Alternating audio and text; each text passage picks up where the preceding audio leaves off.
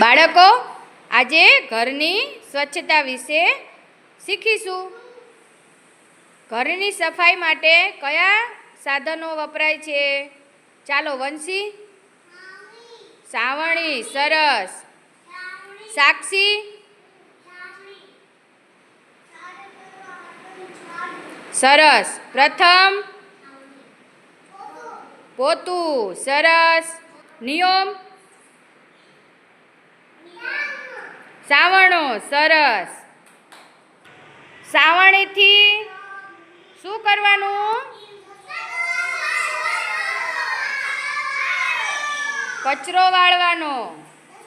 પોતાનો ઉપયોગ કેવી રીતે કરવાનો? સરસ. સાવરણાનો ઉપયોગ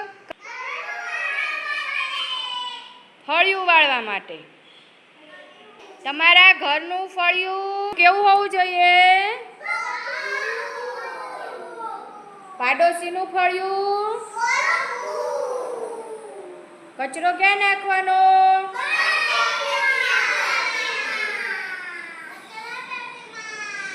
સરસ.